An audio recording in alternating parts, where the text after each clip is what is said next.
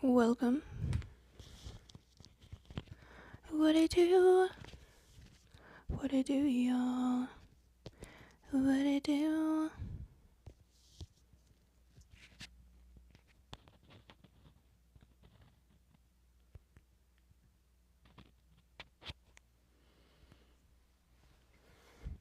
We out here getting jiggy with it.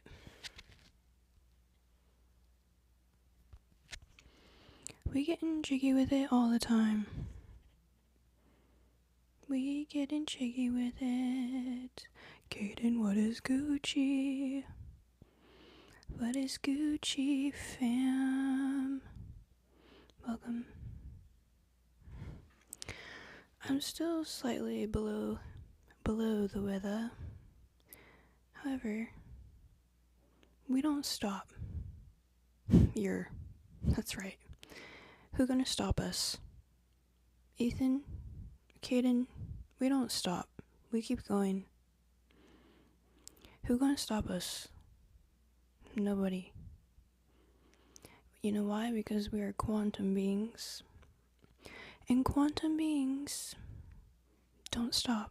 They stay quantum. So yeah, we out here. This is Commandment 9 of our 10 commandments.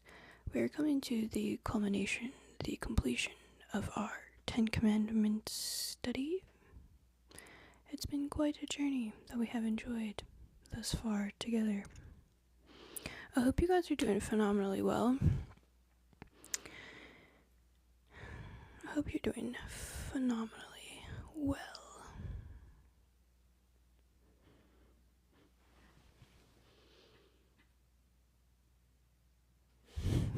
That's right. That's right. The quantum field surrounds us. You know, Ye gets a little bit of an interesting rep, but I do have to say, he understands fashion. He understands and looks at things much differently than most people. But yeah, I have a pair of Yeezys and I freaking love them.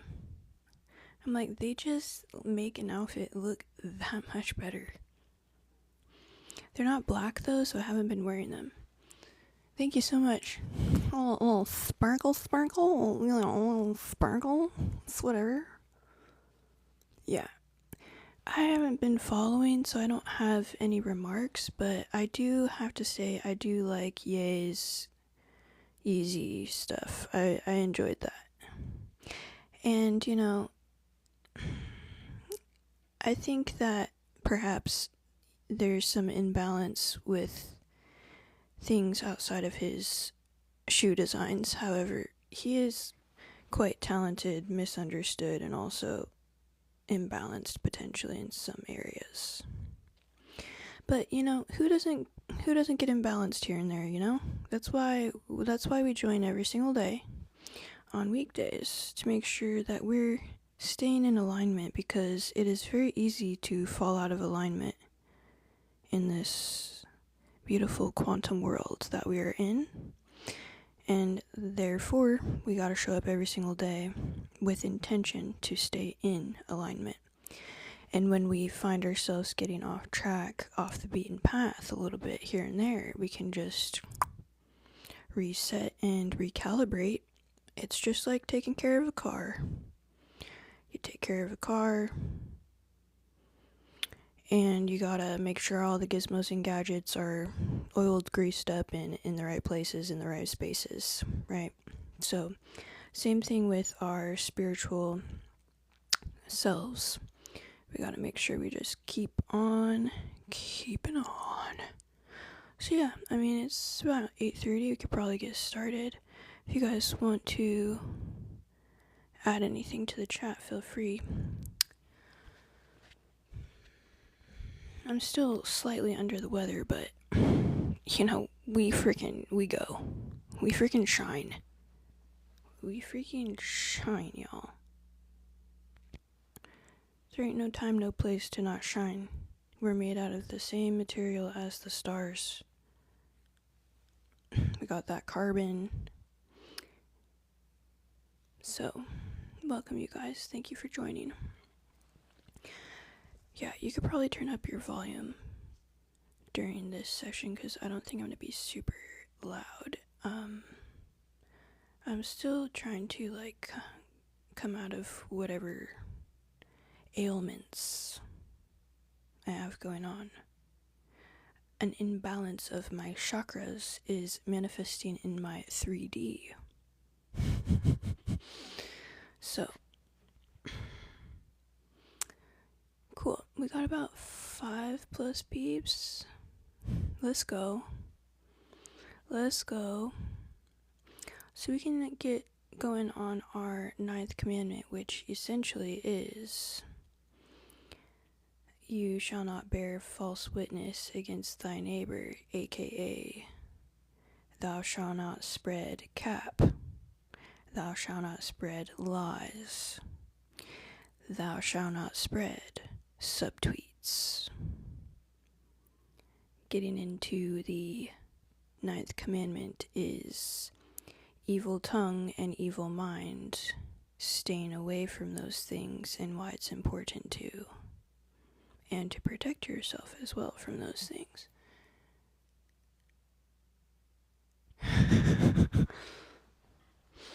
So, yeah, essentially, as one would understand, actually, if you guys want to pop it in the chat, what chakra is lying going to be linked to? Lying. What chakra?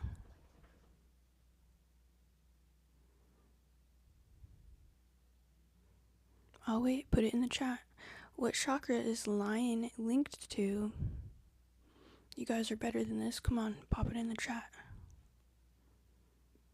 Give me something. Give me what chakra? What chakra? 5. Thank you. There it is. Caden coming in with the 3-pointer. Half-court 3-pointer. Okay. You shoot and you score. Okay. That's what I'm talking about. You know what? That's okay, because when you Google something, it embeds it in your brain as well. Yeah, we mic'd up. Thou shalt, yes. Yeah, preach it louder. Thou shalt not seek answers. Thou shalt seek answers, not lie. That's preaching. Yeah, we out here preaching, y'all. I'm preaching to the preachers. Okay, don't get it twisted. Y'all are preachers too. Okay? So, that's what I'm talking about. That is what I'm talking about. So, we're gonna get nice and snuggled up for our evening class. And I did want to echo. Oh, that's a good throat chakra word, to echo, to speak, to sing about the past life, current life, physical imbalanced and imbalanced and imbalanced. Y'all heard? So, let's go ahead and get going on that. Just as a reminder, when we covered our throat chakra, we covered the past, current, and previous lifetime echoes. In the past life echo of the throat chakra, one might find persecution for speaking the truth and or vows of silence. It's giving monk, it's giving nun, it's giving Catholicism. That's what it's giving. It's giving being quiet, forced to be quiet. It's giving potential one of my past life imprints. And that's why we're giving this today, to heal past life imprints.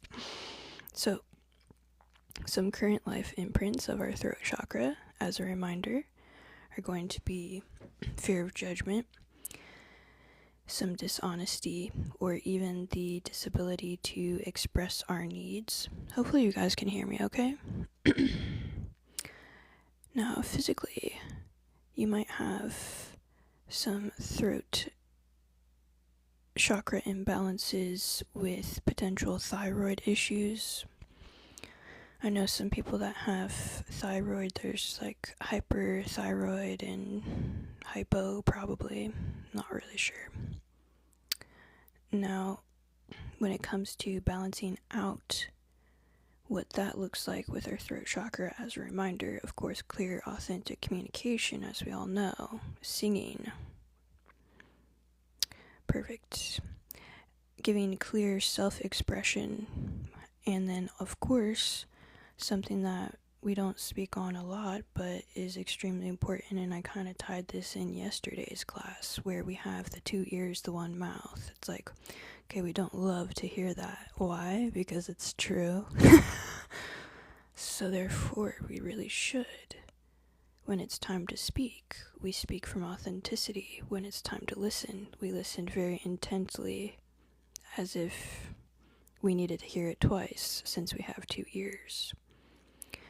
So active listening is quite entangled in our throat chakra, and in thou shalt not lie, or thou shalt not cap, or thou shalt not subtweet, because, yeah, when essentially we listen more intently, we'll be able to pick up as well on those minute details that someone might be fibbing on, or even large details that they might be fibbing on. So it's very important for our commandment number 9 that we're equal parts, well, 1 part speaking, 2 parts listening.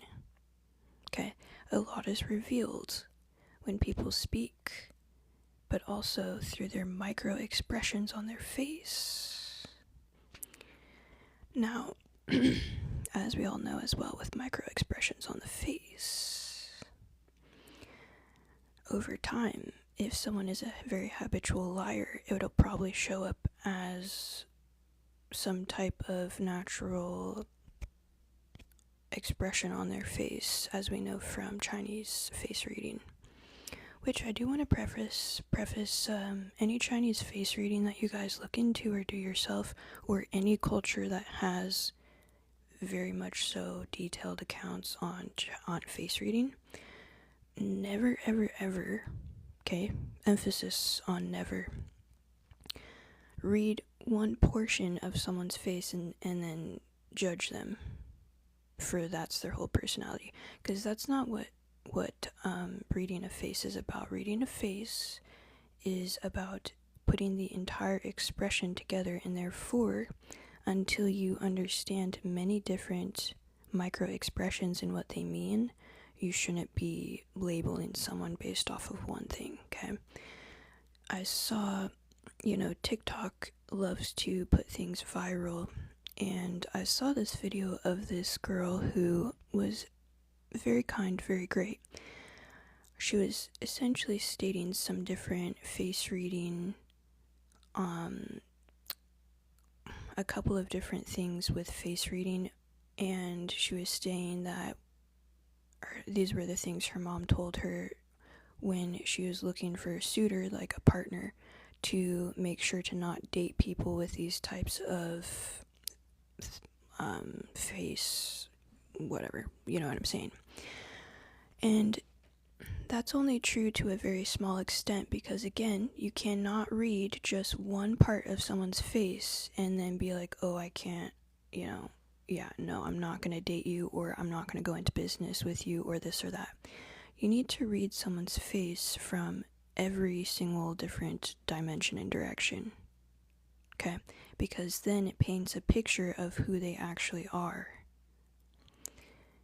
When you can cross-compare, okay, they have maybe something a little bit more stern, but then it's balanced out with a lot of humility and potentially, like, empathy for others, and there's literally endless things there, guys. So, I think it's important to probably have a class on this too, or a couple of classes on this, because it is a way to kind of understand. You want to utilize face reading to basically understand people from a higher perspective, not to judge them and put them in a box, right? We never want to do that.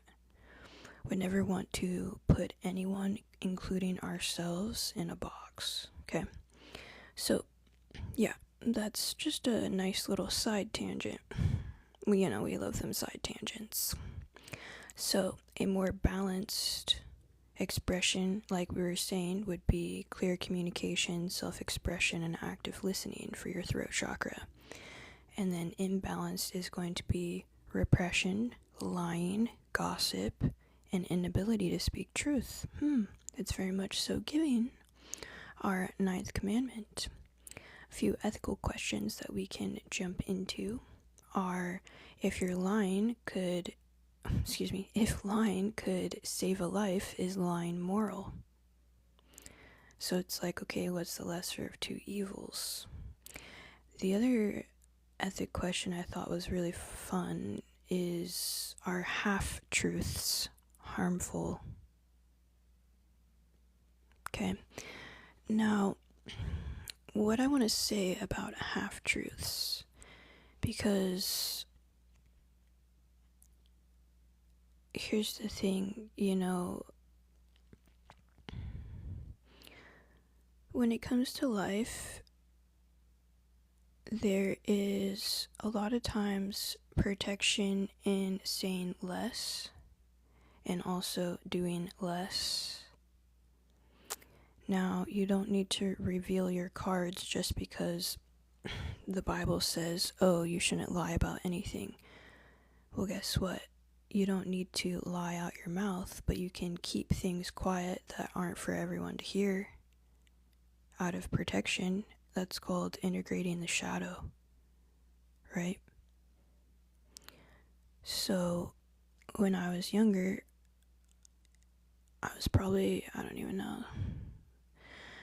I remember playing wall ball by myself. I'm not afraid to admit it, guys. I was playing some wall ball by myself during recess. Okay? And I was like, I kept getting in trouble for lying. And I was like, I'm done lying.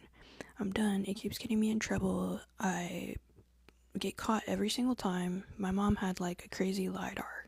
Like freaking lie and I get caught. And I'd be writing sentences. And it was pages and pages of sentences. That was one of my childhood things that I had to do when I made a mistake. So, what I'm trying to say here, though, is then I started going to church consistently when I was in 4th grade. And so I kind of grew an extreme of not lying to the point where I'd put myself in harm's way because I'd be giving too much information. You hear me? So there's always a fine balance. And if you don't know where that balance is, say less. Right? Do less. Say less. Excuse yourself from the conversation or from the chat or from the room. It's okay to take time to think about, am I putting myself in a harmful position if I reveal whatever my truths are? Right? So I do want to preface that as well. It's not about necessarily blabbing out your deepest whatever to everybody and their mothers, right? It's concealment and refined authenticity. Okay? Refined authenticity. So let's dive into a little bit of numerology. Yeah, sometimes less is more, right? It's just giving. Now, let's dive into a little bit of numerology. So, number 9 holds extreme symbolic significance. And as I was saying a little bit earlier, represents completion and transformation across multiple cultures and intellectual realms. So, marking the end of a cycle. It's the first single digit before the 2-digit, and it's the last single digit before the 2-digit. Wait, did that make sense? It kind of did, actually. My brain is so odd. So odd. Y'all. Essentially, it's the number of embodied, gained wisdom through experience. Okay? Now, yeah, let me know if we need to kick anyone out, because these peeps are super annoying. So, also, it is a number of enlightenment and commitment to humanitarian service, reflecting a very mature energy, and absorbs lessons from preceding numbers to channel them into compassion and uplift others. Spiritually, it resonates with divine wholeness, and Christ's death at the 9th hour, with also the 9-fold fruits of the Spirit. I did want to go into both of those real fast. So with Christ's death at the 9th hour, in 2 of the Gospels, Mark and Matthew, it basically states that Jesus gave up his spirit at the 9th hour, which would technically be around 3 p.m. because biblically their temple or morning would start at 6 in the morning. So it was the 9th hour is symbolic biblically being the temple's evening sacrifice. Okay, emphasizing again completion and fulfillment. Now, Christ's mission of atonement concluded the sacred hour. So, the fruits of the Spirit, as we all know, I love to talk about the fruits of the Spirit. They're in Galatians, at the end of Galatians in chapter 5. Where are all of our people? Am I just being boring? People don't want to learn about the fruits of the Spirit on a Thursday night. What is going on? That's okay. We got our pillars of the community. We super lit, bro. We super lit. We so lit, people can't even hang. People can't even hang with us. We so lit. It's crazy. So y'all, the fruits of the Spirit, as we all know from Galatians, we got the love, joy, peace, patience, kindness, goodness, faithfulness, gentleness, and my favorite, self-control. Right? That's right. Thank you. Facts, bro. Facts. Some people can't hang with this. This is that elite, next level quantum frequency. Yeah, facts. So,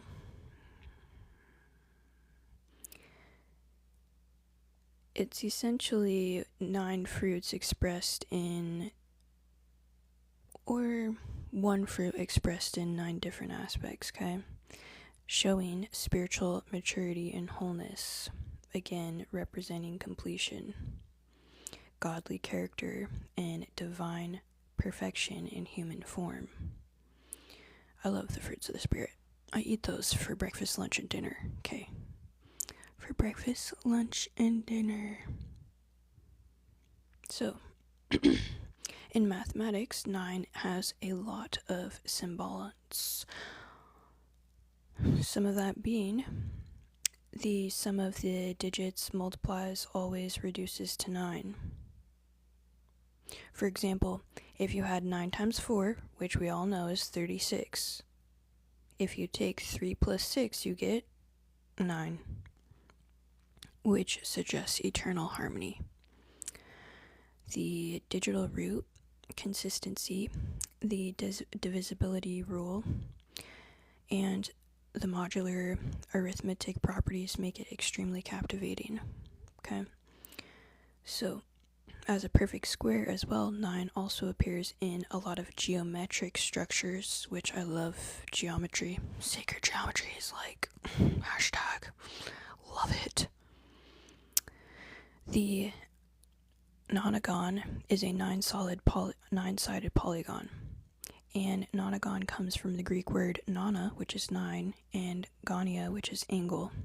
In architecture and art, the nonagons are featured in designs with radial symmetry, such as for the Islamic tile, you have the 9 pointed stars on the Islamic tile, and you also have mandalas as well, symbolizing completeness.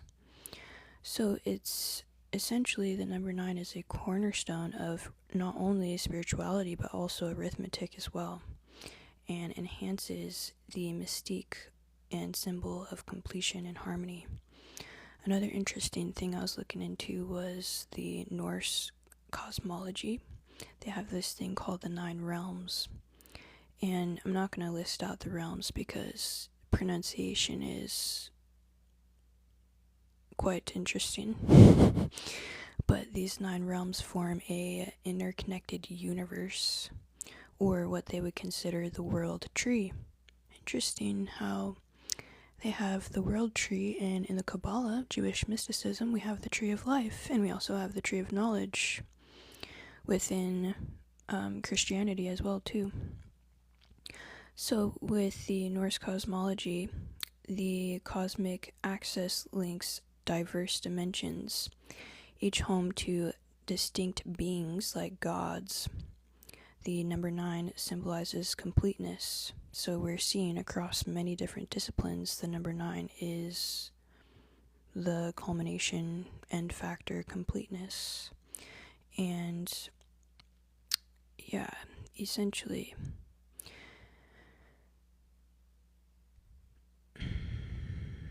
the cosmology emerged from the Norse culture during the Viking Age, so it was just a long time ago. And it was probably really cold.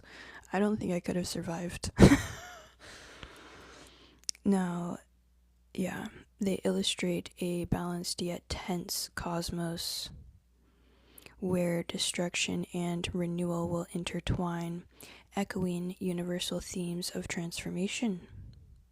Okay, so in Hinduism, the number 9 is significant of, they have this thing called the 9 days of Navratri, which is a celebration, divine feminine energy of their own goddess, Durga. So she has 9 different forms. Yeah, essentially it's all across India. They take part in this celebration, and it's a blend of devotion and dancing, and they also do a lot of fasting as well. And they honor that divine feminine, symbolizing power, wisdom, and liberation. They do perform different rituals as well, which is pretty cool. So yeah, 9 is a sacred resonance, serving as both an ending and a gateway to new beginnings. Okay? Reflecting on closure and encouraging us also to let go of what no longer serves. Between the material and the spiritual, you have transcendence, embracing higher truths. Yeah, we freaking lit, fam. We freaking lit. I can't believe it's just us right now. But don't we normally have more people? That's okay. We out here, fam. So let's talk a little bit about what Dennis Prager says about the 9th commandment, which is, thou shalt not send out subtweets. Welcome, what is good? Dennis Prager has a more pragmatic type of view on, you shall not bear false witness against thy neighbor. So, as more than a prohibition on lying in court, it establishes truth-telling as a foundation of civilization. More minor issues Sorry, y'all, I just gotta fix myself real fast. Anywho. So, minor issues like reckless behavior, they don't necessarily threaten society immediately, but contempt for truth undermines justice and civilization itself. So in the Hebrew Bible, which I need to purchase because y'all know I be loving every single different type of Bible. I have the Latin. It's called the Vulgata or Vulgata, which I'm obsessed with, but I need a Hebrew Bible, like it's time. Impose the same penalty on false witnesses as the accused would have received, showing the intensity that lying gives. So, there's a few people that Prager was citing in his commentary. They are essentially Jewish scholars who affirm the commandment addresses truth in general, not just legal settings, and argue that truth is more essential than compassion in society, which is quite interesting. It kind of reminds me of the fact that one of our other commandments is honor your parents and mother. It's not love your parents and mother. So yeah, it's quite interesting. I guess essentially, when you do have truth, right, that's going to lead naturally to more compassion anyways, so that would make sense that you'd want that first. So, there are great evils, of course, as we know, such as slavery, and also all the other great evils within communism and Hitler's time as well with Nazis, were built on lying on large scales, okay? That misled people to committing extreme atrocities. So, Prager is essentially warning us that lying for good causes, like inflating statistics to stir action, or misallocating resources, warps priorities, and also erodes trust. Like saving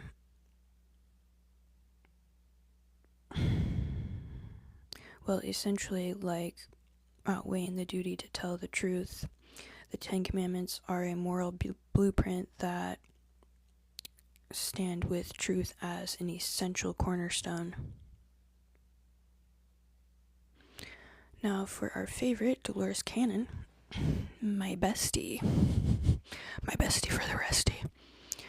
So essentially, guys, what she would say on the 9th commandment if she were here with us, which technically, energetically, she can be, if she's in the spirit realm, that the 9th commandment also transcends the courtroom, just like Prager was saying. It concerns the energetic vibration of truth.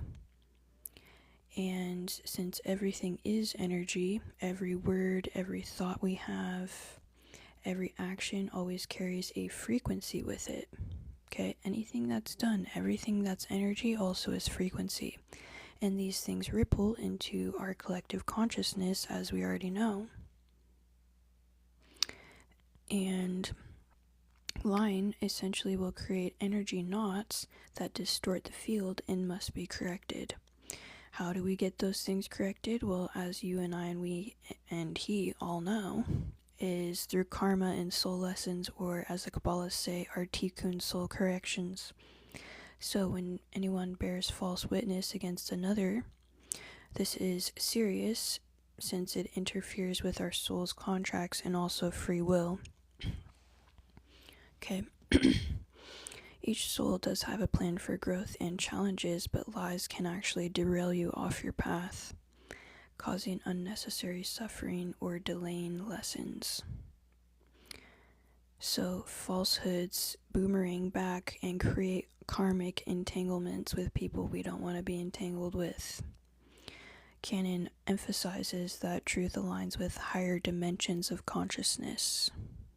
And in lower dimensions, for example, the 3D and 4D, which we always talk about in this class, lies manipulate and control and bind souls to illusion.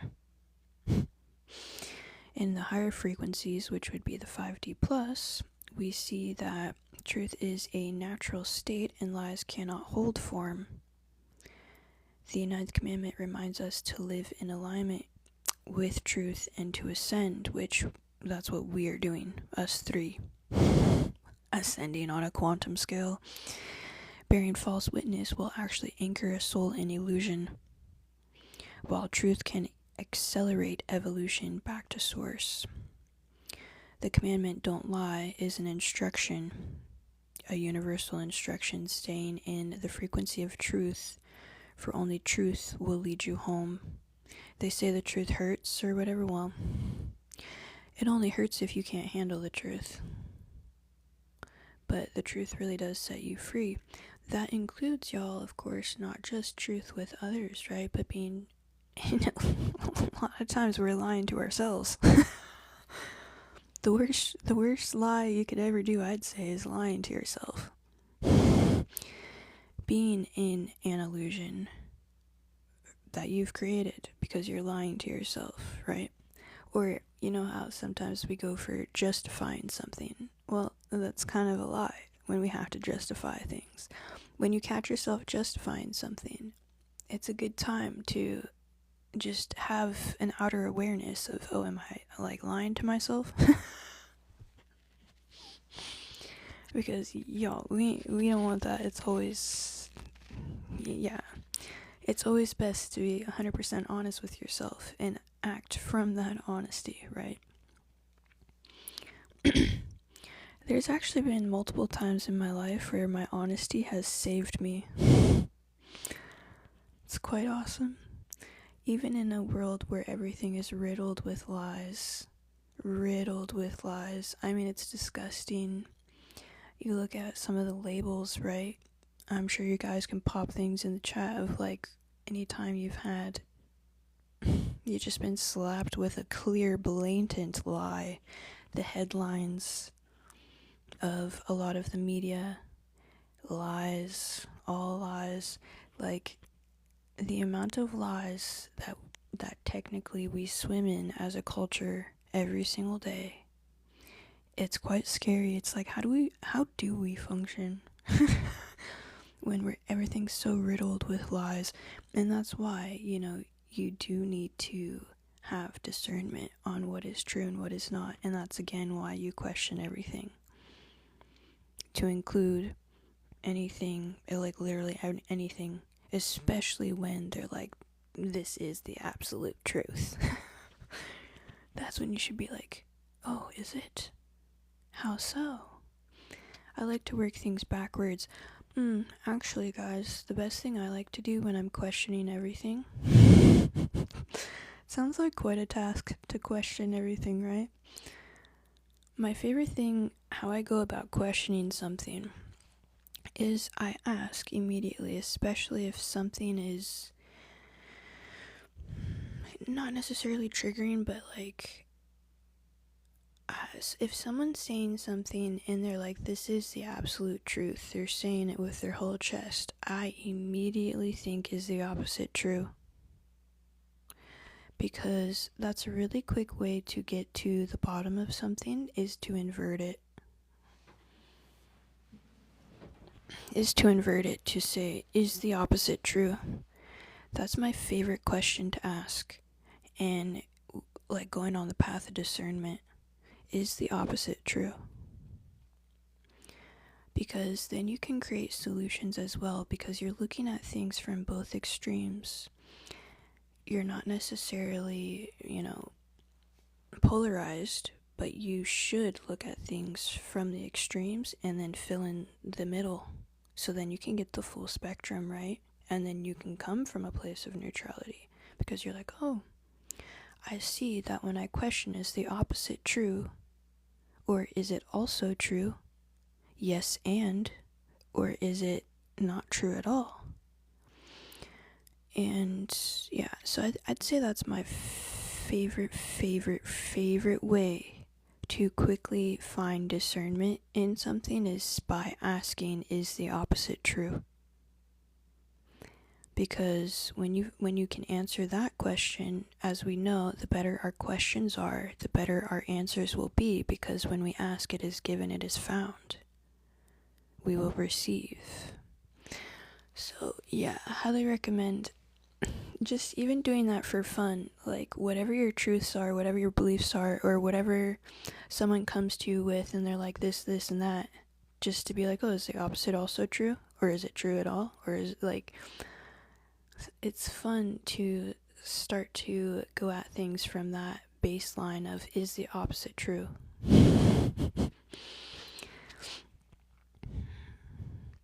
Like, for example, the, heaven and hell are real. Okay, is the opposite true? Well, when I went and looked for that answer, it ended up being true. But my whole life I was told heaven and hell are real. And it is true to an extent, but not to the extent that people say it's true. Right? So there's that as well. There's questioning, is the opposite true? And there might be some truth to it, like maybe 1% to 2% of whatever that statement was that you're questioning is the opposite true, right? So yeah, from a higher perspective, you could say there's a heaven and a hell, but not to the extreme that people have created and told us all of our lives. Or at least told me, right? I can't speak on behalf of yourself, but so we can go ahead and get a little bit more into the Kabbalah, which it cracks me up that someone yesterday was saying, oh, the Kabbalah is diabolical. I'm like, bro, that's the funniest thing for anyone to say, because it's so extreme and it's so left field, like so ungrounded. Some people need to bring it back to reality. The amount of truths I have found within the Kabbalah and applying those in that wisdom of the sages and the rabbis to my life immediately, same day, the amount of peace, the amount of certainty that I have had, and life-altering changes within my world. It's just funny. People are gonna throw out like heavy hitters like that, emotional hitters. As soon as someone is clocking you with emotion, you should right then and there be like, is the opposite true? So what's the opposite of diabolical? Angelic?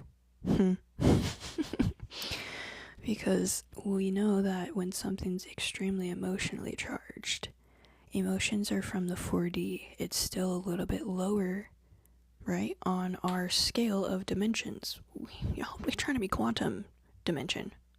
We don't even know what dimension we're trying to reach. That's how far away from the 1, 2, 3, 4Ds. We're like, this is, you hear me? So just know, anytime someone comes with emotion, like the video I posted on my story that some of y'all probably saw, where the gentleman was like, no one makes you any type of emotion, right? No one makes you angry. No one makes you mad. What happens is, when we're out of control of ourselves, we are triggered to be mad or emotional when some side quest comes up to us and throws emotions in our face. But when we can come from a place of higher dimensions, of being a quantum being, of being certain and not easily shaken or stirred by others' emotions that are not ours, we choose our emotions. I just thought that was so beautifully stated how he went about that, because I really align with that. And it can take as long as you want it to take, right? For me, it did take some time to be able to come from a place of not reacting. And yeah, the sooner that you can internalize to never react, You can respond. You don't even always have to respond. You hear me? For example, Elon Musk, if I sent him a tweet right now, he probably wouldn't respond. He's got things to do, guys, that are quite on a quantum scale, right? So you hear me loud and clear. You don't need to always respond even. So you absolutely don't need to ever react. And that's not to say to bottle up your emotions. You know, we need to release our emotions, but there's ways we can release our emotions in a very stable manner, channeling some of the energies into maybe creativity or whatever you want to do, movement of your body, especially the men. My fine gentleman in this chat right here, right? Like doing something athletic can help you to channel some of the anger or anything like that. Everyone has anger. Oh, I get angry. Believe me. It's not bad to have emotions. It's not bad to have anger. What is bad is when we project our emotions onto anyone else. When we project our emotions onto anyone else, that is when we are out of alignment with ourselves and with society as a whole, because that is not what we should do. And when people do that to you, you know how draining it is. You know how it feels when someone projects their emotions onto you. All of a sudden they're freaking out about this, they're freaking out about that. Yeah, exactly. And it's a good way for you to channel. Yeah, exactly. 100%. For me, a thing that I like to do is if I have a lot of repressed angry emotions that need to be released from my body, I like to listen to like angry rap. For like, you know, relax, bud. Mr. Ray. So, yeah, I like to listen to like DaBaby or like Screamo or like something very like, or what is that guy for what, Stunner for Vegas or whatever?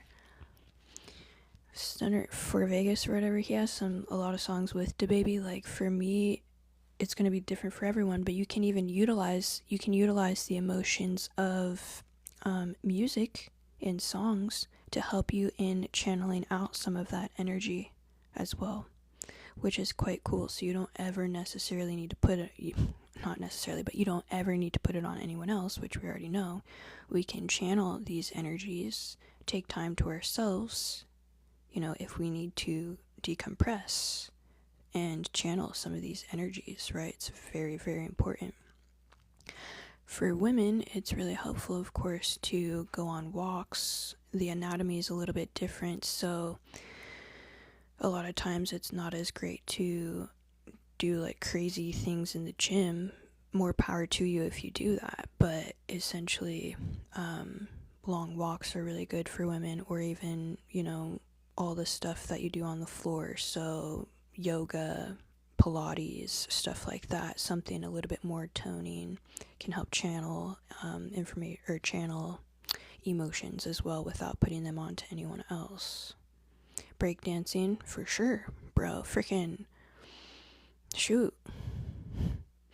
If I was breakdancing, I'd be breaking my back, but hey, you know, more power to you. If you can be freaking spinning like a crazy, like, whatever in the floor, like, for sure.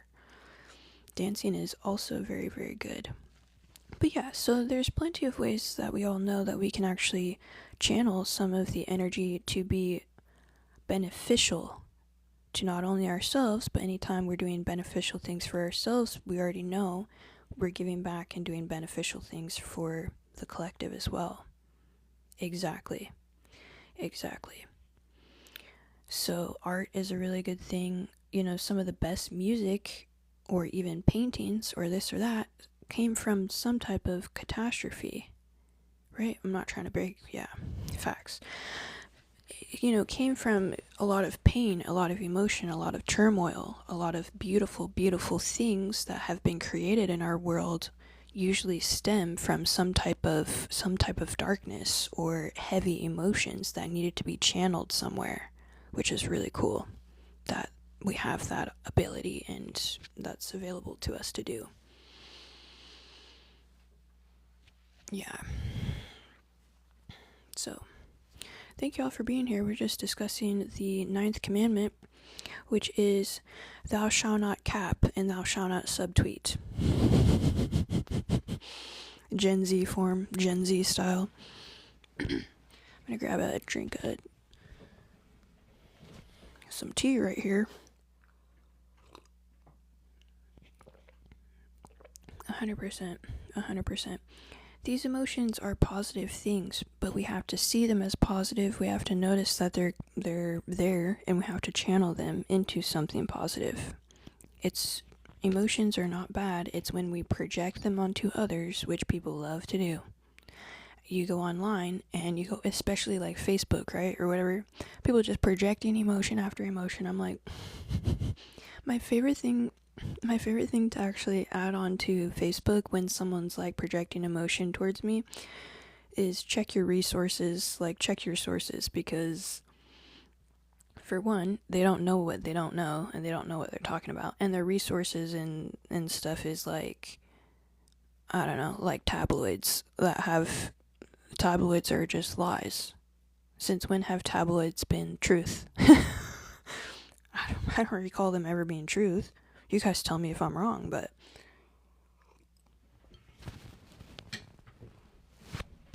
I'm like, dang, let's get some different resources. We live in an era of AI, and you're looking at tabloids for your end-all be-all truth. I'm like, bro, we got like libraries stacked to the brim of books with geniuses who have written genius books, and y'all are using tabloids. Not y'all, but like people that I know. I'm like, what is this tabloid truth era that we're in? It's all brain rot. Thank you so much. That's so kind. Thank you so much. What are you guys saying? Let's see. Yeah.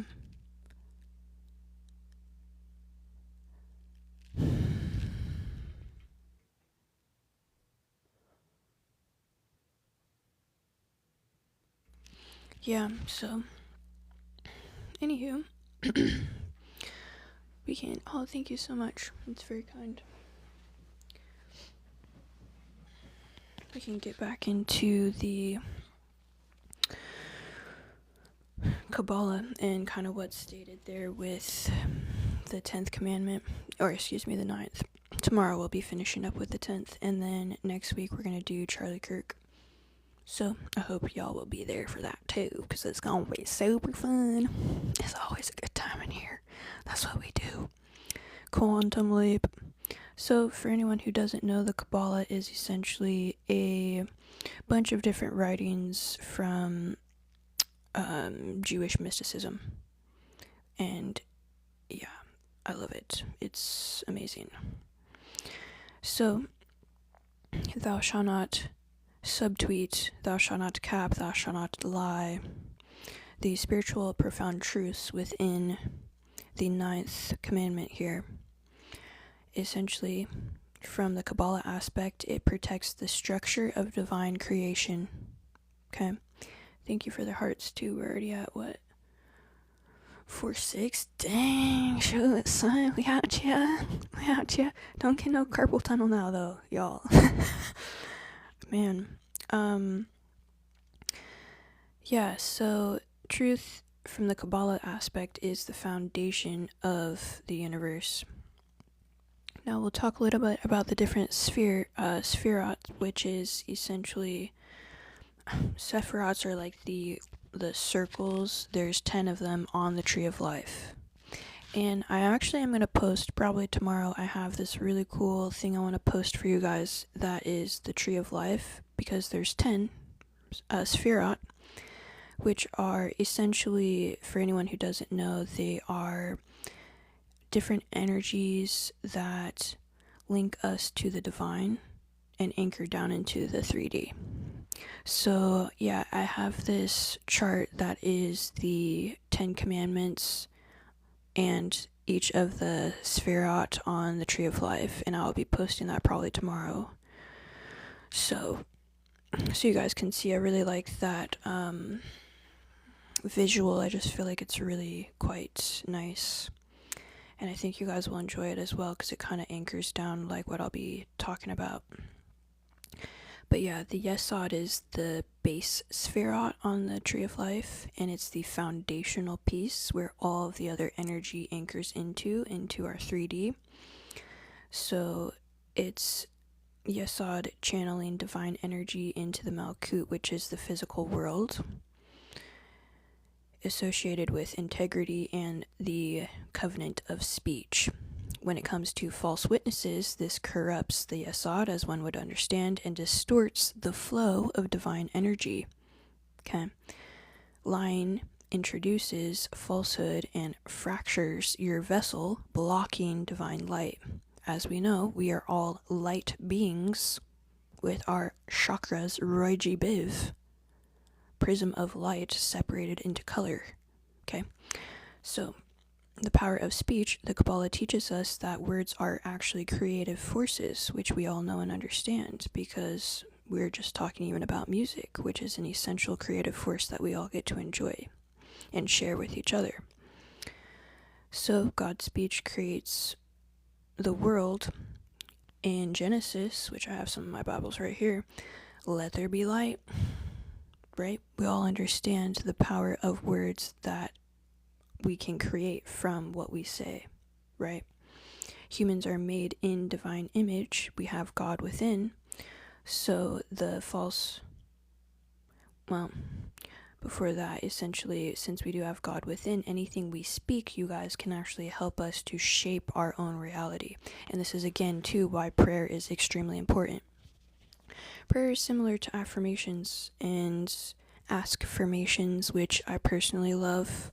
I love, you guys, this life is about flow and also doing things in different ways, not necessarily always staying stagnant. One thing I love about affirmations is you don't just have to do the I am. A lot of times I'll do the question, the ask affirmations, like, how am I so prosperous? How am I so divine? How am I? When you start to do things from different aspects like that, you're touching different parts of your brain. So it can help you in anchoring things faster. Because you can bypass like the subconscious, essentially, or the conscious to get into the subconscious. But essentially, guys, back to what the Kabbalah is stating about thou shalt not subtweet, thou shalt not cap. Like, slang is so funny to me. I just love it. I love it. It's so fun. Humans are made in divine image, and we shape our reality with speech. Any false testimony will misuse our divine gift of being able to speak things into reality and bending reality away from the truth when we lie, okay? Sowing chaos, it's giving entropy, disorder in both the spiritual and material worlds that we live in.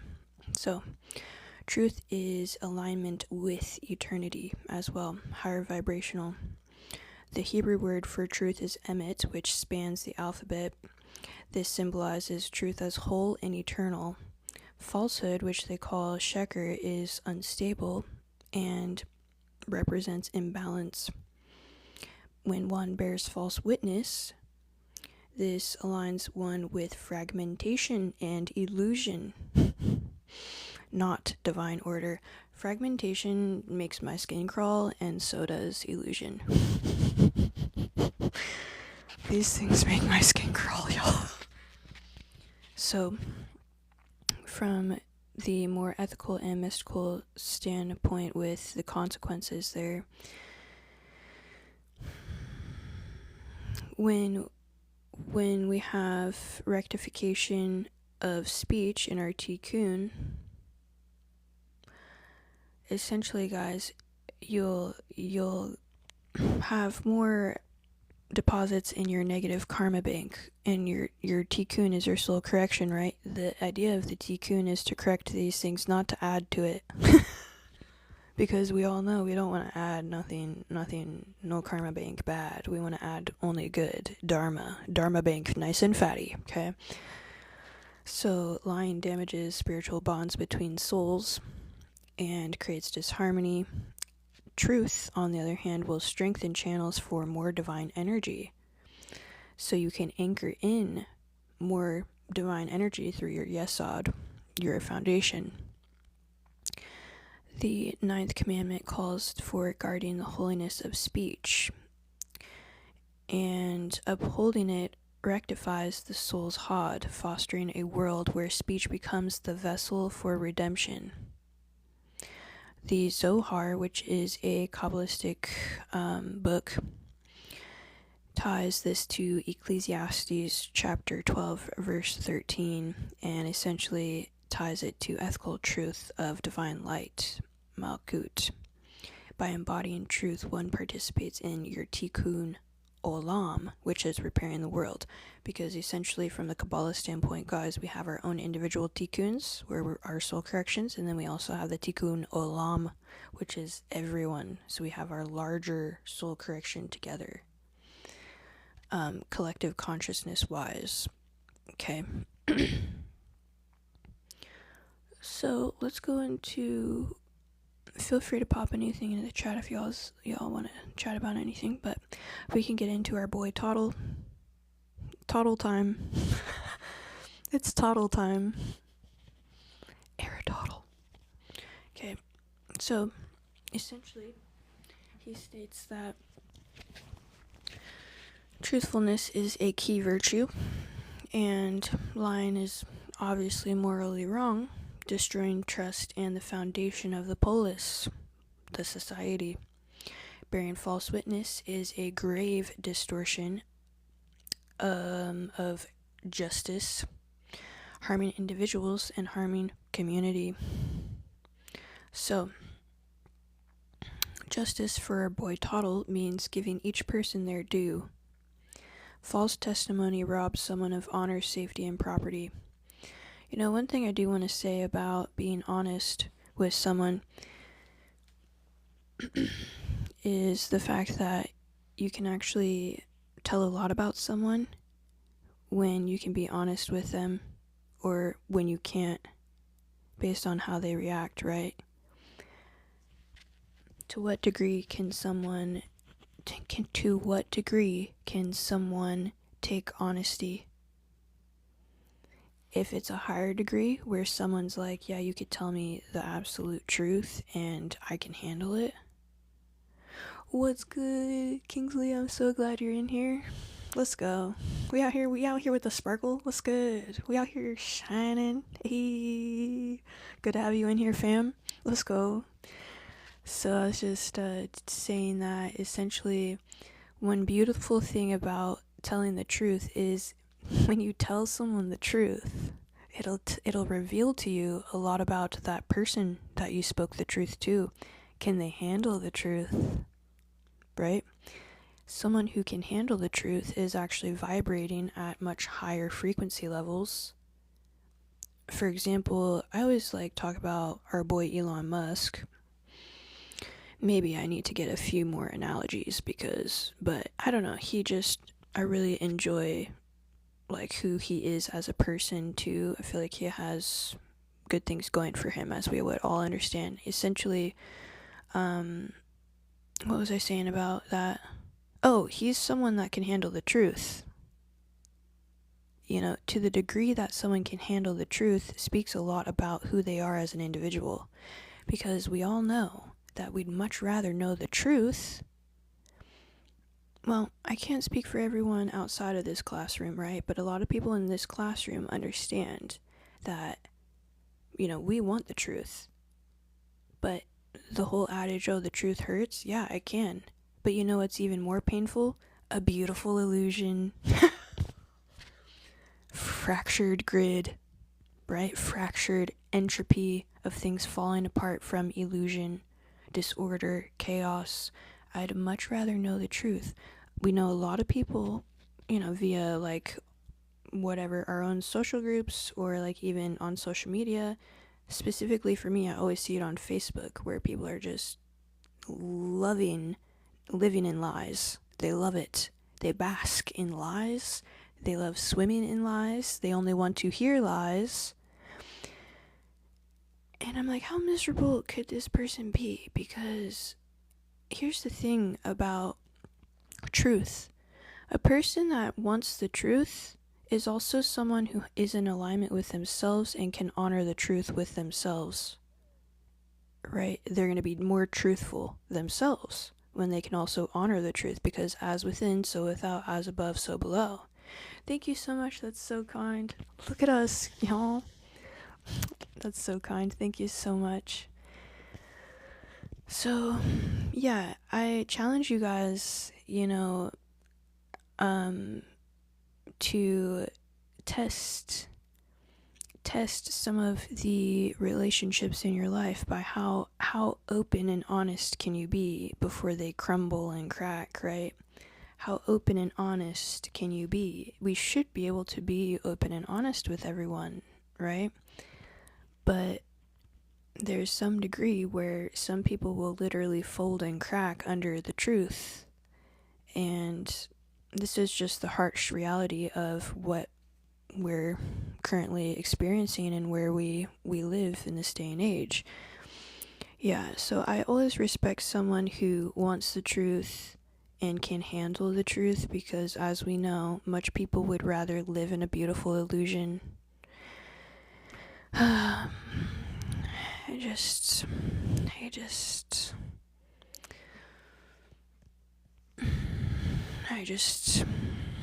it's exhausting. I'm like, living in lies is exhausting, because then your lie has to cover up, you have to always remember your lies, and it has to cover up your previous lies. I'm like, how do people live in lies? That's exhausting. I would get so exhausted. Anyways, I'm sure you guys can hear me loud and clear on that. We all know people that they couldn't even understand the truth if they wanted to, because they don't even understand themselves. And to know thyself is to know the truth, really, because the deeper you can go with yourself is the deeper you can go with everything else around you, to include the truth. The deepest part you have met yourself is also the deepest part you'll be able to meet someone else. You hear me? Anything you have within is what will mirror in your own reality.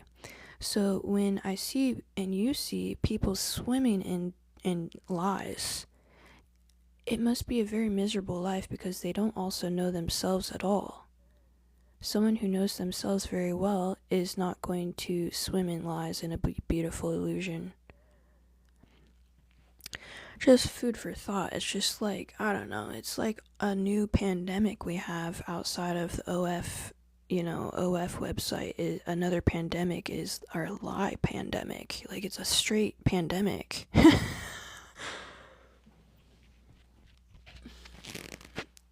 Thank you, Swiss sister.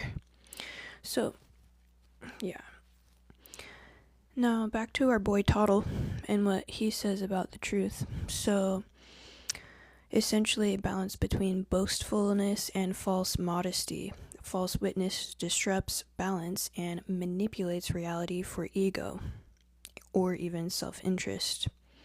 Such deception corrupts the soul and steers one away from human flourishing, which we all know our boy Toddle loves flourishing. What are your thoughts on the website? What are my thoughts on that? Yeah, so I don't know if I spoke on this the other day or what, but yeah, so with OF, y'all, yeah, so with OF,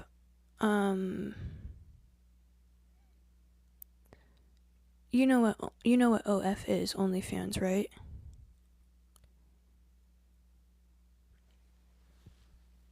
Are you wanting my pandemic, how I think OF is a pandemic? Okay. So essentially, guys, here's why it's a pandemic.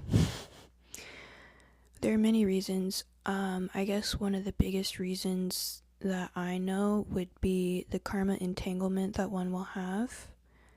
And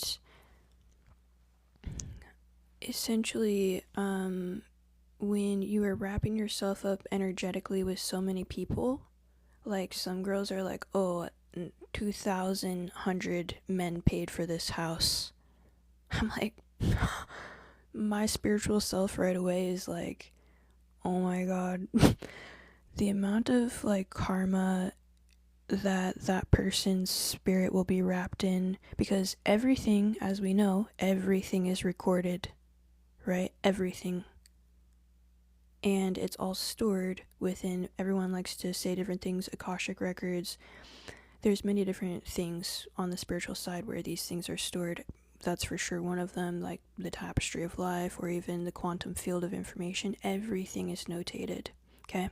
So when one entangles themselves on such a high energetic level of lower, not high energy, but on a wide energetic level is what I'm trying to say, with such a dense lower vibration of lust, like that's like one of the literal lowest vibrations on the scale. It's not divine union, it's not love, right? It's lust. It's a very bad entanglement web that one can be in, because then you, across multiple lifetimes, you're going to be entangled with all these different energies. Outside of that too, the amount of darkness that will surround these places where the OFs film. You might hear stories here and there where an OF girl will be like, oh, my house just got broken into, or my car just got stolen, or some type of like dramatic this or that. When it comes to energy, we have the full spectrum of energy. We have great, beautiful, divine light, and we have the opposite as well, like the darkness. When one is filming these type of lower vibrational things, what can happen is that person is like a vacuum for dark, lower vibrational energies and forces to just literally surround and be a hub.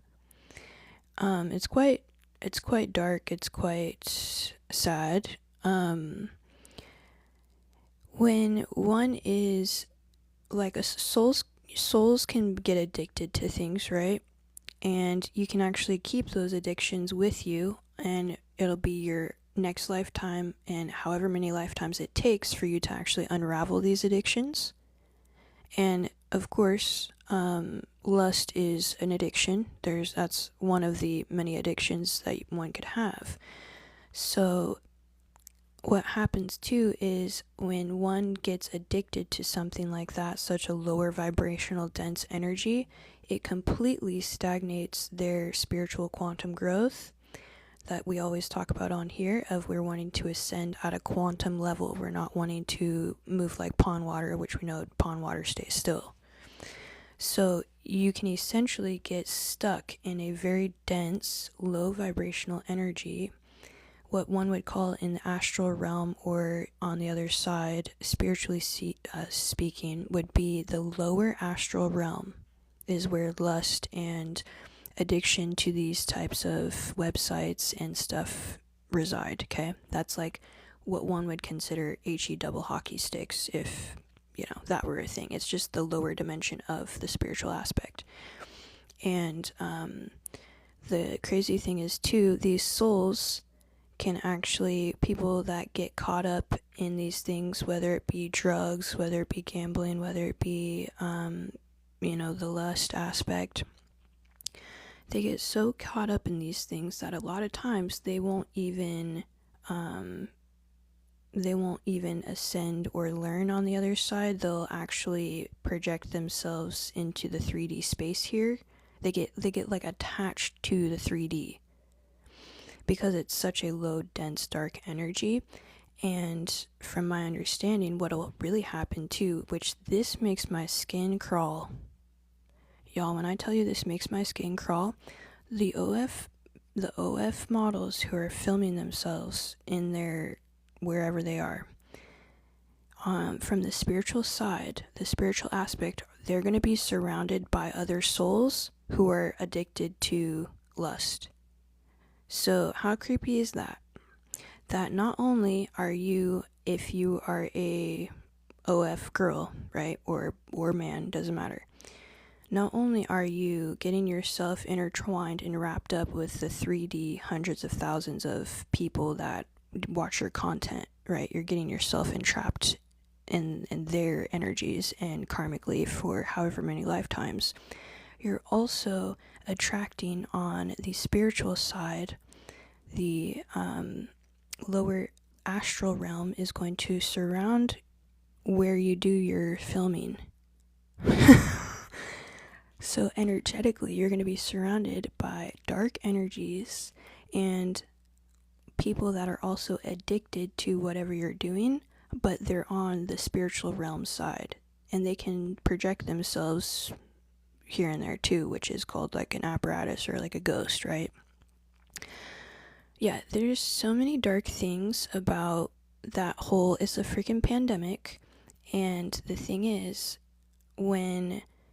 since we're in the space-time of eternity, the continuity of the space-time, right? So these fans, these OF girls and guys who are making great money, and they get to put all of this stuff online of like, look at my house, my car, my this, my that. It's really like flashy, and it's a pandemic to the people that see this right now, especially young girls or young guys who are like, okay, I just want a quick buck. It can be extremely tempting, right? Because they also don't understand what's energetically going on and what will energetically go on in the ripple of eternity.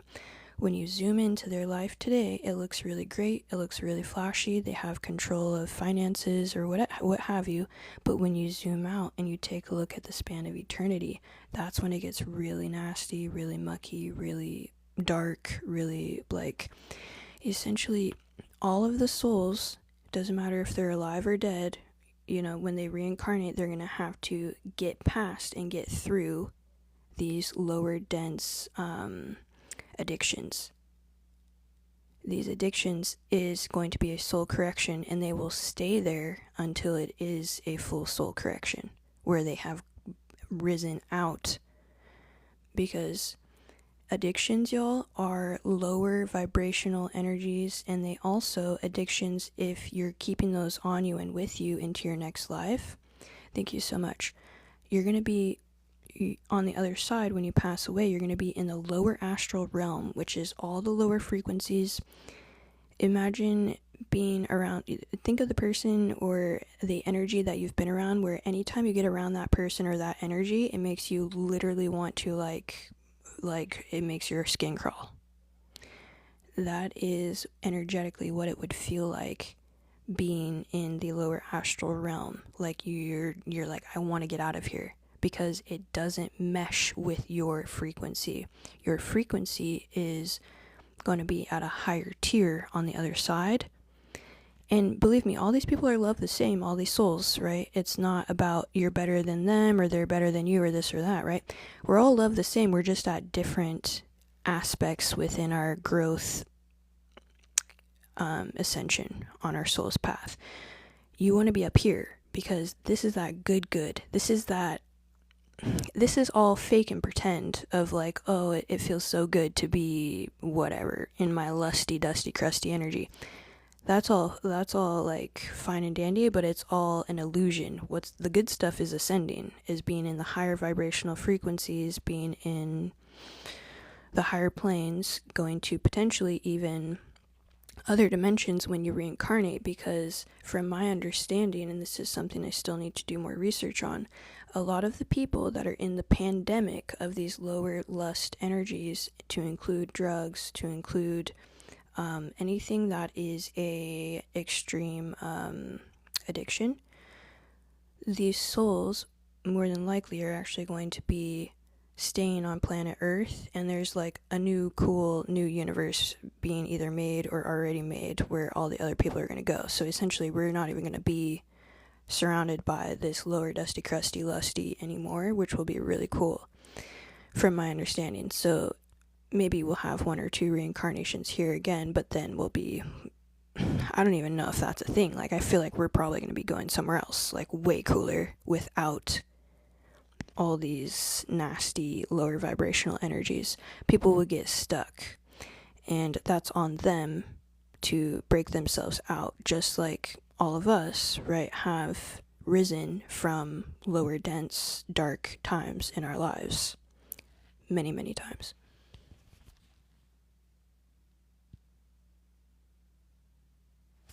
It's not worth it, because again, it's because of the tangible versus the intangible. When we put our value and our worth in the tangible, not that money is bad, money is not bad, right? But when we put our value, our dignity, our worth in the tangible, we are stepping off our divine path. So essentially, it's much better to be fully clothed and to struggle your way to the top, because when you zoom out and look at eternity, you're going to have much better lives. You're going to have, like, for example, their next life, like, they might have everything that they need in the tangible of this life, and it might look really cool, it's flashy, this and that, which there's nothing bad. I love nice things. Believe me.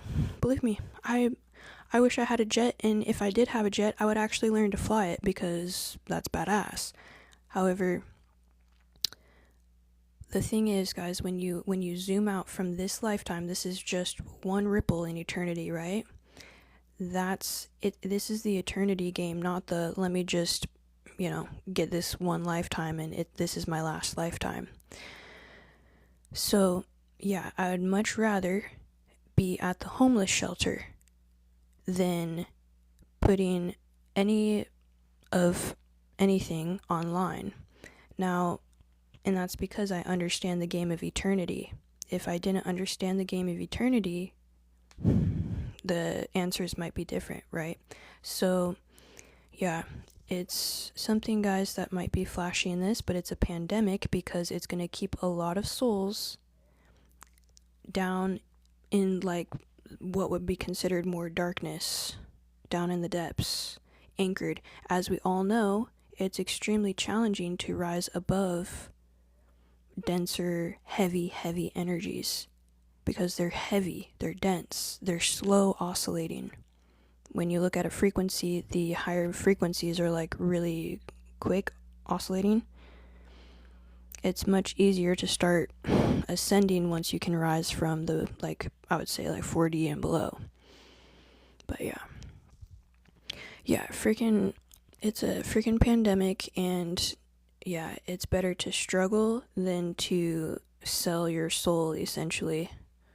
And the only person you're selling your soul to is lower dense energies, essentially, because it becomes hard to get out of there. On both sides, the lower astral realm. On the other side, guys, there's realms, and the way you can get into a realm is based on your frequency. It's like, you don't vibrate at a specific frequency, you don't get into the upper realm. But as you grow, you know, that's the path. We learn and grow, we do our soul corrections, and we do get into those upper higher realms, and we keep ascending together. So it's pretty cool. It's pretty cool that we have that, because as we know, it's much better to be in the upper astral realms, whether it be here or on the spiritual side, than to be locked into darkness. So, yeah, it's absolutely a pandemic, and so is the lying that a lot of the people within the world like to lie and be fed lies. That's another pandemic. False information is a huge pandemic too. But yeah, there's probably even more things that I could even dive into, but I'd have to study that a little bit more. It's just not good in the long term. It might be a great fun ride for the short term, but in the ripple of eternity, it's gonna be hell. It's gonna be hell. Being stuck in those lower dimensions. So, yeah, thank you for asking.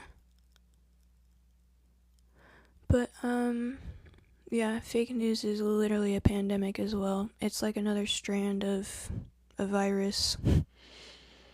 To include OF is an absolute virus strand. Yeah, I mean, it's definitely more elevated, because it's like, okay, you know, the Bible states don't have sex before marriage, and I wish it would state more, because that's so misleading. It's like, okay, well, why? Oh, because it's wrong. Okay, well, why is it wrong? Well, what the Bible should state is, instead of don't have sex before marriage, it's do not have sex with anyone whom you do not wish to be intertwined with across many lifetimes. When we share energy with other people, the energy can spread out and you can be karmically entrapped with some of the people, to include, right, which I've said this and some of y'all already know this, and this is a reminder, to include the partner that you're having intimate relations with, to include you would be energetically rippling and entwined with the partners that they've been with. So maybe they, whatever, however many people they've been with. So I wish the Bible would explain some of these concepts of, it's not just don't have sex before marriage, it's do not get yourself like quantum entangled with lower dusty, musty, crusty energies. Had I known more about that, I would have been like, shoot, I'm not ever having sex before marriage. Like, yeah, I mean, and this isn't to scare anyone, because what we can do, since we have power within, right, is we can call back all of our energy that has been fragmented across every lifetime, past, present, and future. Call back every part of our soul. We can forgive and release attachments, right? So we can clear our slate. We can even meditate on this to clear our slate, to not be entangled with people we don't want to be entangled with. I would so chronically entertained. What? Not sure. But yeah, so essentially, guys, you are sacred divine light, and there are like many things that will try to put cracks in your vessel of divine light and leak your divine light across multiple lifetimes.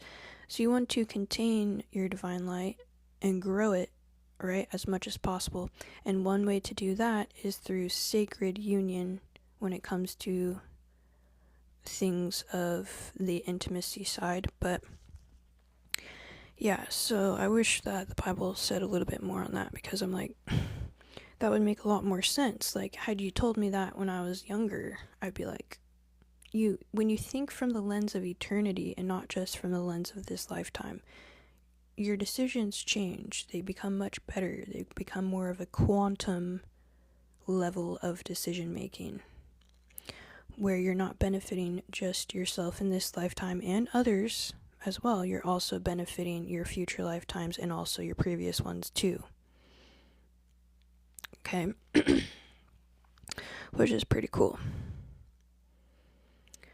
But yeah, so great questions, you guys. I can't believe I have like all my peeps in here. Yeah, bro, Mr. Depot, you about to lepo off my live. So calm yourself down. Yeah, I appreciate all you guys here. This is great.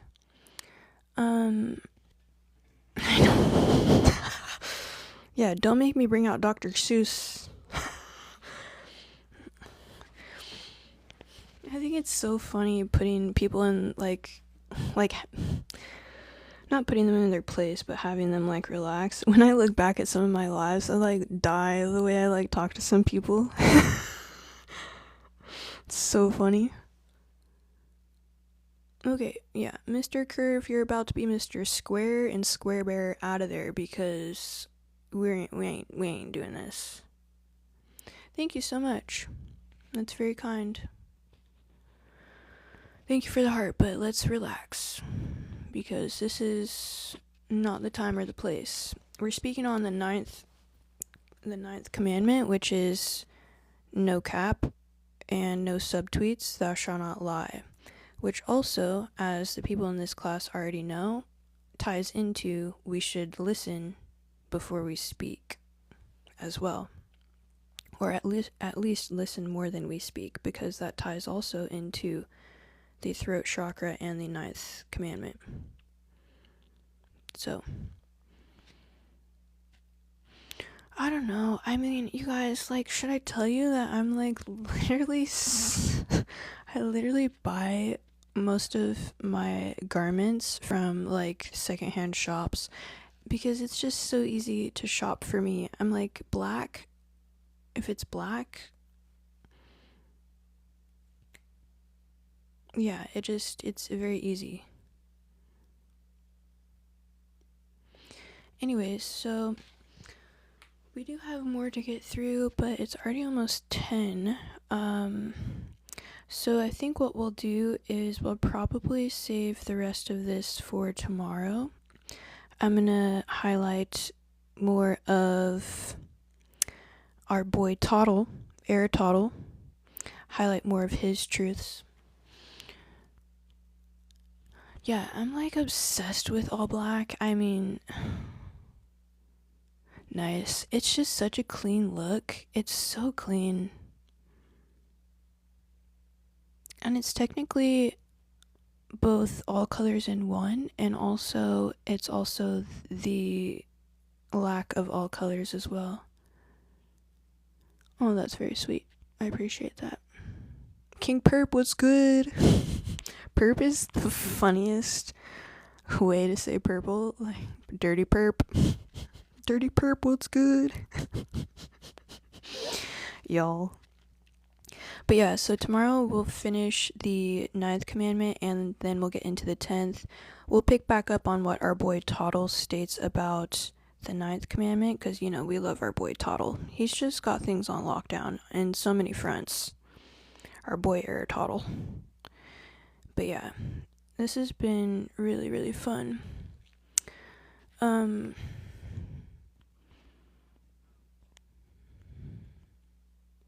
Do I smoke? No.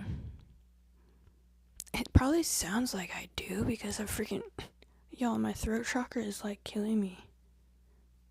I've been having tea and water. But here we are, throat chakra off balance. And we know that the superconscious is extremely literal.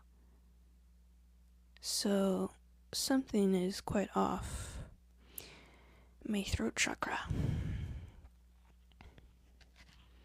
Yeah, anything else you guys want to chat about? I guess I could do an update. I did start putting some of the recordings from TikTok on my YouTube channel. So we have a good amount. Y'all have been showing up. Yeah, meditation helps 100%. I need to do more of that. I was so annoyed during my meditation today. Yo, it's like the funniest thing to be annoyed during meditation. Tell me why.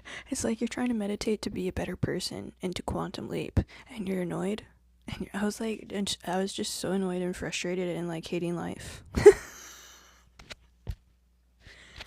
Which is like quite the paradox, right? Because it's like this is what you're trying to leap away from is lower vibrational energy. Yeah, so sometimes I'll even just sit there in silence and just be mad for like however long, because I'm like, no, I'm like, because then I get mad that I want to end my meditation, and I'm like, no, I ain't no quitter. You know, we ain't quitters up in here, we quantum. So I will sit through a mad meditation. And I'm just like, I'm just gonna be angry with it. Oh my gosh. Yeah, so that happened today. I was like, okay, well, not sure. Then other meditations go so well, and you're like, you feel like you're a freaking angelic being, like, just floating in the sky. And you're like, man, you like, you know, get out of your meditation. You're like, wow, I could just stay in my meditation forever. That was so amazing. Well, today's meditation was, it was giving off balance. It was giving need to take a chill pill. It was giving relax. So I sat through it mad because it's like, okay, you could stop and you could restart like at another time, but then I was being like facetious with myself and like, I don't want to restart, I want to get it done now. So you guys, I do want to be raw and real with you, because just because I like teach about fun things here and there spiritually doesn't mean I'm perfect, right? So sometimes you just gotta sit through a mad meditation. Anyways, but yeah, so I do have my recordings. All of these are recorded, and I'm going to be popping all of them onto YouTube. So if you guys ever want to go back, or if you ever miss a day and you're like, oh, I wonder, what that other day was about, feel free to request things too that you want me to talk about as well. Guided mad meditation. Yo, should we search that on YouTube and see if they got anything good? I bet someone has that. Or like a way to step you down if you're starting mad. Right? That's kind of genius. If you're starting out mad in your meditation, is there a way where you could end your meditation happy?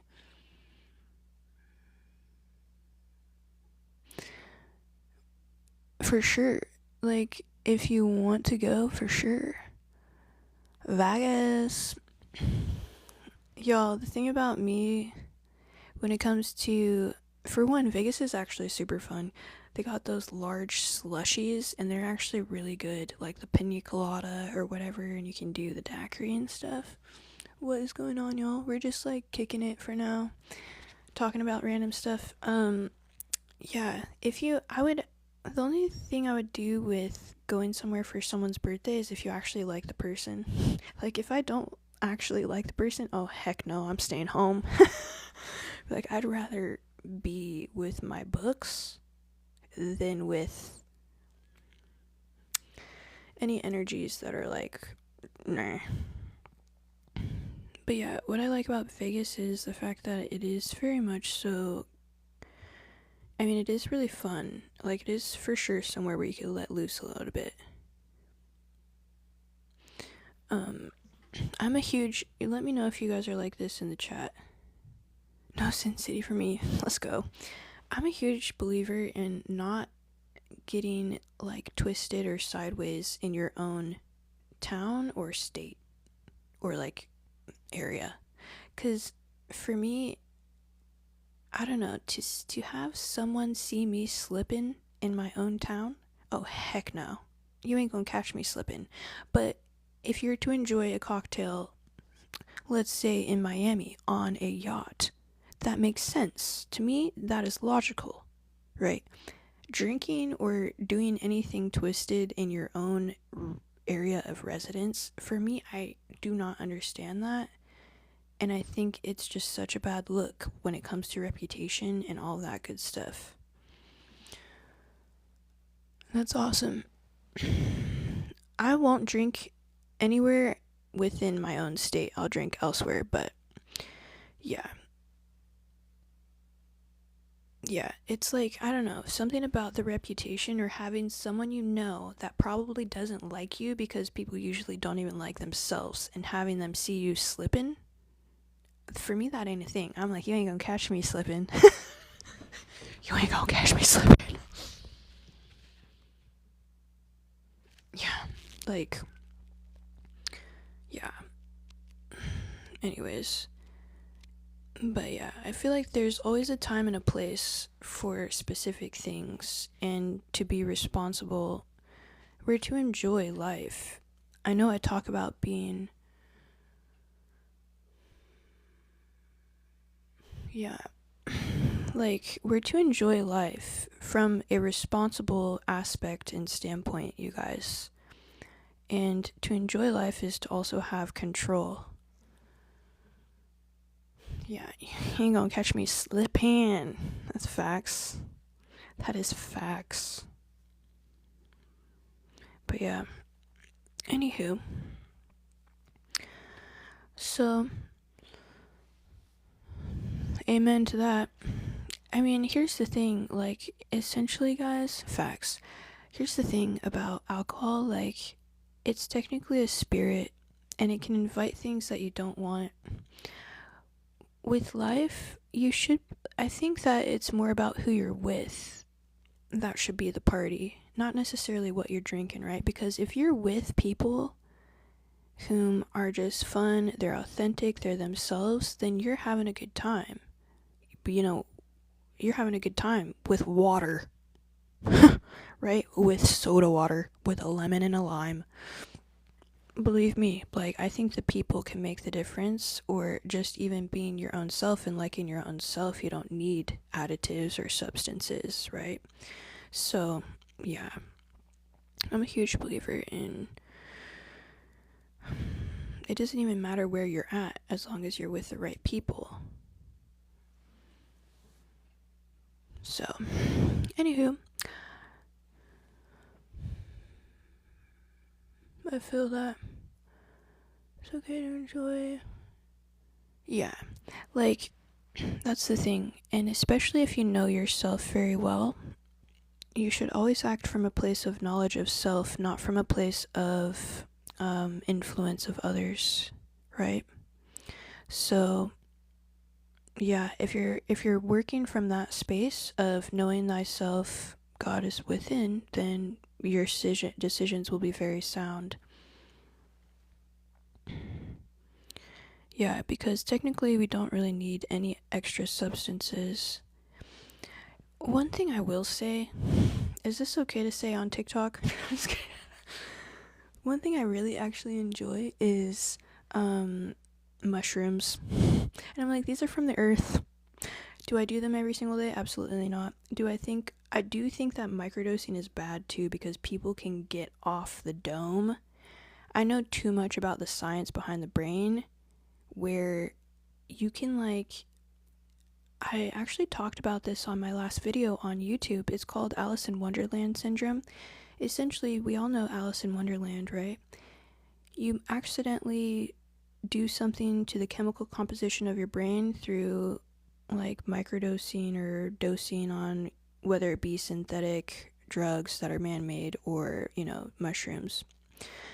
You accidentally do something and tip the scale with a chemical cocktail up here. You tip it a little too far one way, you're going to be getting into that Alice in Wonderland syndrome where for the rest of your life you will be seeing things distorted, to include yourself. I'm like, no. So yeah, all things in moderation, guys. Literally everything. Salt, right? Salt is something that we need. Our bodies need salt to survive. Too much salt can kill you, right? Everything in moderation, to include anything that is of the fun activity or whatever, what have you. Yeah, facts. But yeah, so anywho, let's pick this back up tomorrow, and we'll finalize the commandments this week, and then we're gonna jump into Charlie Kirk at the beginning of next week, and whatever else you guys want to talk about. Oh, thank you so much. Thank you so much. I appreciate you guys, and thank you all for the messages too. You guys have been sending me messages, and we've been able to communicate more on what you guys are up to and experiencing, straight up. And I really appreciate that. I love to understand kind of where you guys are at and where you're going and all that good stuff. So, appreciate that. If we want, we can do I can close out with a prayer. Hopefully I'll be feeling a little better tomorrow too, because with the front door, I've been sick yesterday, today. Thank you so much. Yesterday and today mainly. Okay, perfect. Kidding, my boy. Alright, y'all. Okay. Dear Quantum Father and Mother, thank you so much for the time that we are able to spend together in this lovely evening that has been provided for us in the ripple of eternity. Thank you for the ability to connect, to learn, to grow, and to know all the divine wisdom that you have in store for us. We appreciate the quantum paths that you have set before us that we have the ability to traverse down, or should I say up, as we ascend on a soul quantum consciousness level together. We greatly appreciate that. Please protect all the souls on this screen and all the souls unseen. Please protect them as they go out and they fight the good fight of rising above lower dimensional energies and quantum leaping into higher vibrational pools. We love you. In Jesus' name, amen. Y'all. We out ya. Amen, amen. Amen, peeps. Amen. Cool, so I'll see you guys mañana, and Godspeed, God bless, stay quantum, stay sharp, and yeah, integrate these commandments. Thank you so much. Yep, and I'll be posting all of my recordings basically as soon as possible onto YouTube, so you guys can go check those out when you have time. Appreciate y'all.